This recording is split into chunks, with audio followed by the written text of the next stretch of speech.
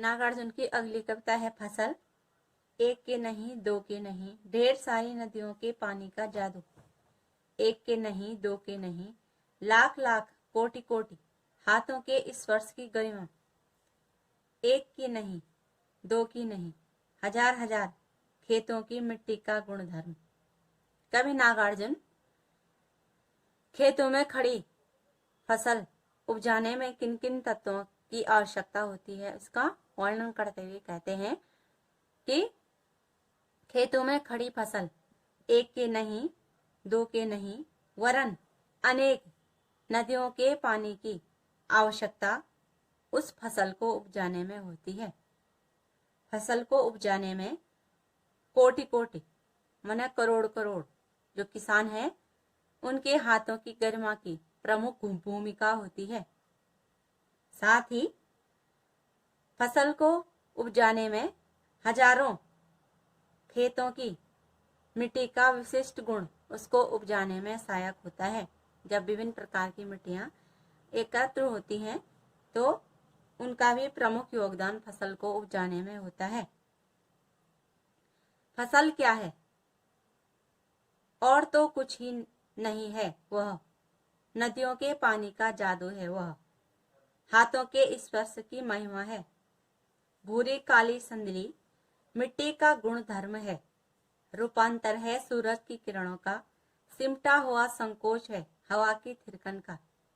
कवि नागार्जुन प्रश्न पूछते हैं कि फसल क्या है और अपने आप ही उसका उत्तर देते हुए कहते हैं कि फसल और कुछ नहीं, और तो कुछ नहीं। कहते हैं कि फसल और कुछ नहीं है, नदियों के पानी का जादू है, किसानों के हाथों के स्पर्श की महिमा है, भूरी काली और सोने जैसी मिट्टी का एक गुण है और हवा तथा सूरज की किरणों का मिश्रण है। इन सब के मिश्रण से, इन सब के आपस में जो मिश्रण है उसके पश्चात फसल उत्पन्न होती है। अर्थात कवि नागार्जुन फसल तथा इसको पैदा होने में किन किन तत्वों का योगदान रहता है यह कवि ने इस कविता में स्पष्ट किया है। अब इसके भावार्थ हैं कोटि कोटि मैंने करोड़, गुण धर्म मैंने स्वभाव, जादू मैंने आकर्षण, महिमा मैंने महत्व, रूपांतर मैंने परिवर्तन। अब इसमें प्रश्न पूछे जाते हैं कवि और कविता का नाम लिखिए।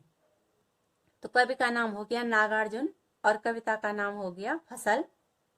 अगला प्रश्न हो गया कविता का भावार्थ लिखिए। तो भावार्थ जो हमने अभी अर्थ पढ़ा। अगला प्रश्न कविता का काव्यगत सौंदर्य स्पष्ट कीजिए। काव्यगत सौंदर्य में पहला हो गया प्रकृति और मनुष्य के सहयोग से ही फसलों को उगाया जाना संभव होता है, यह कवि ने इस कविता में स्पष्ट किया है। दूसरा हो गया भाषा सरल, प्रभावपूर्ण और खड़ी बोली। अगला हो गया अलंकार, अनुप्रास, प्रश्न, क्योंकि यहाँ पे प्रश्न पूछा गया है इसलिए प्रश्न और यमक अलंकार। अगला हो गया शैली, लाक्षणिक शैली, और छंद हो गया मुक्त छंद। अगला प्रश्न है फसल क्या है? तो फसल किसान की अपने कार्य के प्रति एक निष्ठ भावना और हाथों से किए गए परिश्रम और स्वयं को भूलकर उसके पोषण और संरक्षण में उसकी स्वाभाविक तत्परता तथा उसको ओज तथा कभी किसी से कुछ भी न मांगने की संकोचपूर्ण स्वाभाविकता का परिणाम है। किसान कभी किसी से कुछ मांगता नहीं है और दिन रात खेतों में मेहनत करता रहता है, फसल का संरक्षण करता रहता है। अगला प्रश्न, यहाँ फसल किसका प्रतीक है? यहाँ फसल कर्म के प्रति निष्ठा, श्रम, लगन, निष्पृह भावना से समन्वित प्रयासों के सार्थक और शुभ परिणामों का प्रतीक है। कवि कहना चाहते हैं कि यदि व्यक्ति किसान की भांति कर्मनिष्ठ, कर्मशील, अपने कार्यों में तल्लीन और निष्पृह भावना से अपने कर्तव्यों का निर्वाह करता है तो उसके परिणामों के रूप में उसे सुख की लहलाती जो फसल है वह अवश्य ही प्राप्त होगी। अगला प्रश्न है, हाथों के स्पर्श की महिमा के द्वारा कवि क्या कहना चाहता है? तो हाथों के स्पर्श की महिमा के द्वारा कवि समाज में कर्म की प्रतिष्ठा करना चाहता है और वह कहना चाहता है कि लोग श्रम की महत्ता को समझें। अगला प्रश्न, सूरज की किरणों का रूपांतर क्या है?